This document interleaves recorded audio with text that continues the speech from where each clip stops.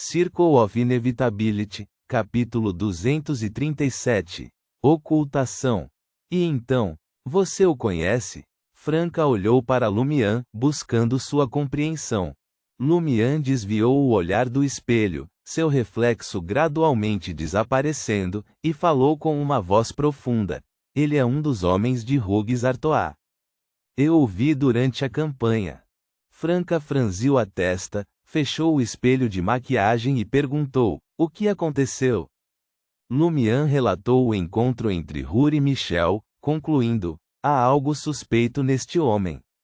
Franca suspirou, comentando: eles já estão em uma situação tão terrível como catadores, e ainda assim têm que enfrentar tal situação.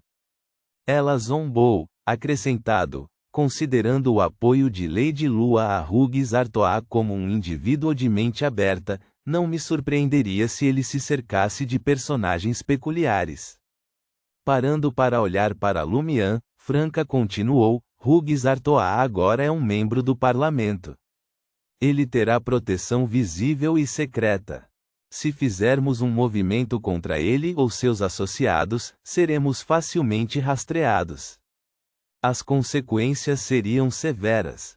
Vamos confiar esse assunto aos Beyonders oficiais para uma investigação mais aprofundada. Não posso garantir muito mais. No mínimo, os purificadores da Inquisição e os membros da mente coletiva da maquinaria não farão vista grossa para tais assuntos. Eles encontrarão uma maneira de descobrir a verdade e avaliar a situação, sugeriu Franca. Lumian assentiu lentamente e perguntou: então qual sequência ou caminho poderia ser? A fleuma pode transmitir uma doença tão mortal? Enquanto caminhava do Auberge du Coq d'Oré para a Rue des Blouses Blanches, Lumian diligentemente relembrou os 22 caminhos divinos detalhados nos cadernos de Aurore, mas não encontrou nada que se adequasse às circunstâncias atuais. Franca ponderou profundamente e disse: meu entendimento dos 22 caminhos é semelhante ao da sua irmã, mas tenho um conhecimento mais abrangente de certos aspectos. Só consigo pensar em um caminho que se encaixa nos critérios, mas é de um nível mais alto e exclusivo para mulheres. Não se alinha com a situação do alvo. Considerando que encontramos a Grande Mãe e os abençoados da Árvore Mãe do Desejo, nosso alvo poderia ser alguém favorecido por outra divindade maligna. Se realmente envolver a fé de um Deus maligno, os Beyonders de ambas as igrejas sem dúvida intensificarão seus esforços. Sim, a morte de Hur é realmente peculiar.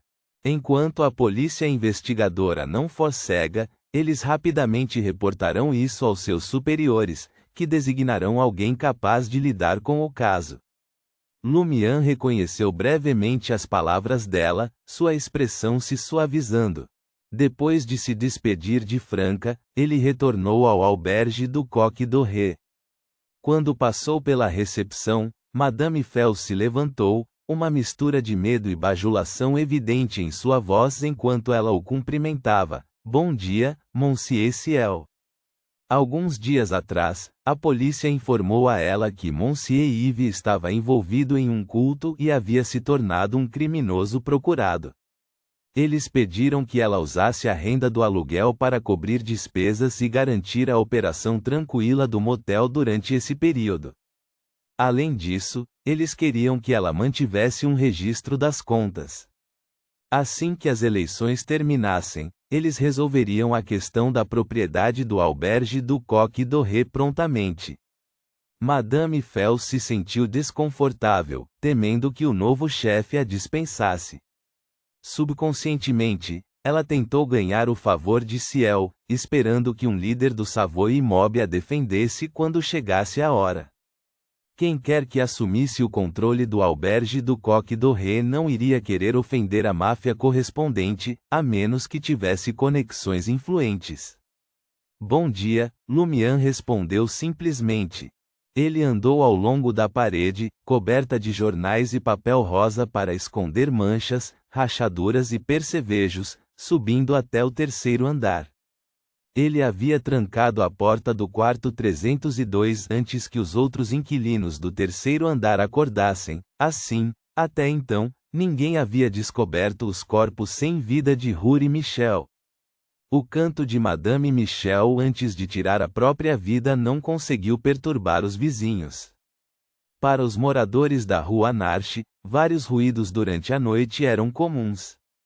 Canto, tiros, brigas, gritos e atividades esportivas não eram nada que valesse a pena prestar atenção. Lumian devolveu o lenço de seda ao seu lugar escondido no banheiro antes de parar em frente ao quarto 302. Estendendo a mão esquerda coberta por uma luva preta, ele girou a maçaneta e abriu a porta de madeira que rangia. A forma sem vida de Madame Michel pendia silenciosamente no quarto. O aroma da comida se misturava ao fedor de lixo ao redor, preenchendo o espaço conforme a luz ficava mais brilhante.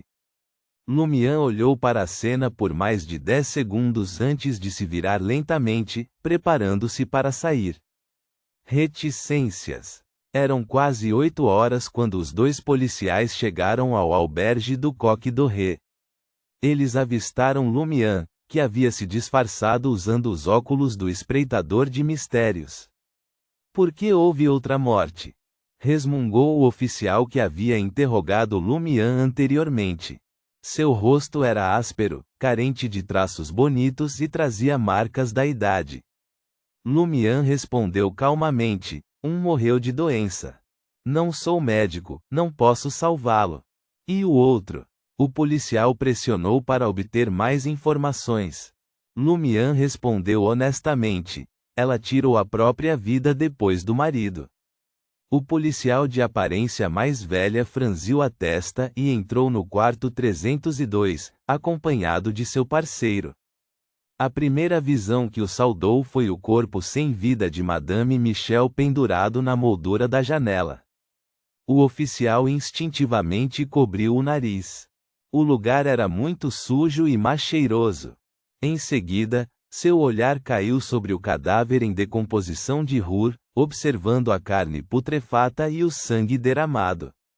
Filho da puta, você chama isso de doença? Ele não conseguiu evitar se virar para Lumian, seus olhos cheios de choque e medo. Lumian relatou brevemente os eventos da noite anterior, omitindo o fato de que a condição de Roure havia piorado enquanto estava na clínica Roblin e havia sido reanimado por meio do agente de cura. Lumian atribuiu o crédito ao medicamento antitérmico da companhia farmacêutica do tolo. Ele também mencionou sua suspeita de que os Roures encontraram uma fonte infecciosa na pilha de lixo que coletaram na noite anterior, fazendo com que dormissem no quarto 307. Lumian também mencionou a menção de Madame Michel sobre um lenço de seda no banheiro. Quanto mais os 2 policiais ouviam, mais quietos ficavam, e suas expressões ficavam um pouco estranhas. Depois que Lumian terminou de falar, eles correram para o banheiro para confirmar a presença do lenço de seda. O oficial de aparência mais velha olhou para Ciel do lado de fora e sussurrou para seu parceiro: outro incidente de misticismo. Fique aqui e proteja a cena. Vou relatar a situação. O outro oficial assentiu. Sem problemas. Lumian observou enquanto eles dividiam as tarefas, aguardando pacientemente a chegada dos Beyonders oficiais. Em menos de meia hora, o policial de aparência mais velha retornou ao albergue do Coq Doré, sozinho. Onde estão os Beyonders oficiais? Os olhos de Lumian se arregalaram de surpresa. O policial de aparência mais velha evitou o olhar de Lumian e puxou seu parceiro para o final do corredor, iniciando uma conversa baixinho. Lumian ficou à distância, aguçando os ouvidos para captar as palavras, mas elas permaneceram ininteligíveis. Depois de um tempo, o oficial de aparência mais velha se aproximou de Lumian, com uma expressão séria. Nós determinamos preliminarmente como morte por doença e suicídio. Nenhuma investigação adicional? As sobrancelhas de Lumian se contraíram em descrença. O oficial repetiu o que havia dito quando levaram o corpo de Flamengue embora. Ele calçou luvas, colocou cuidadosamente o lenço de seda em uma bolsa de pano e o prendeu firmemente. Lumian observou silenciosamente enquanto eles removiam os corpos, envolviam o corpo de Hur e o colocavam em um saco para cadáveres. Inúmeros pensamentos correram por sua mente.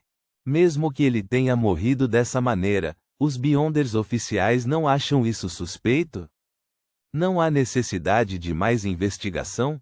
Ou talvez o policial não tenha relatado o assunto, e os Beyonders oficiais continuam sem saber.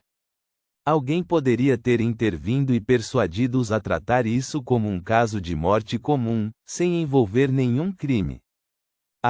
Reticências. Com esses pensamentos girando em sua mente, Lumian seguiu silenciosamente o oficial que carregava os 2 corpos até a carruagem.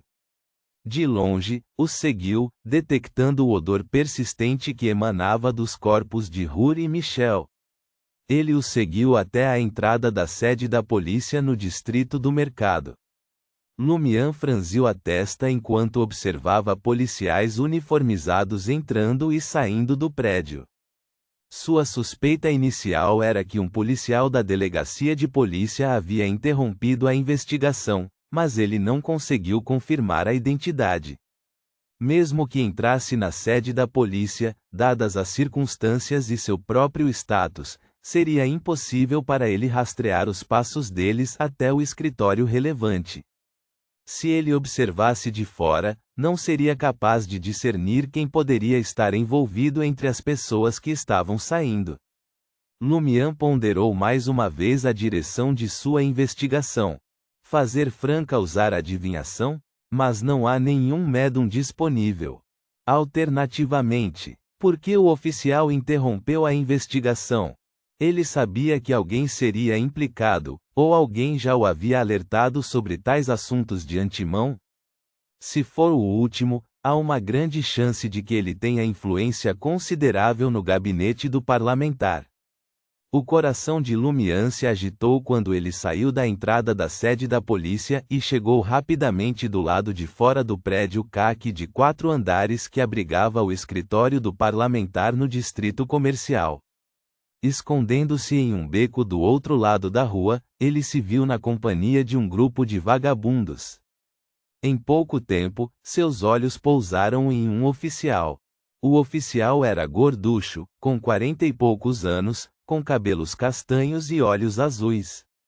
Doces íris branco-prateadas de 3 pétalas adornavam suas dragonas pretas. Isso indicava que ele era um inspetor-chefe, um posto abaixo de superintendente. Enquanto Lumian observava o inspetor-chefe entrar no gabinete do parlamentar, um sorriso se formou em seus lábios. Reticências. No prédio de 4 andares de cor caque, no 2º andar. Tibalt, com o rosto pálido e os cabelos cacheados e amarelos, entrou no escritório do secretário do membro do parlamento.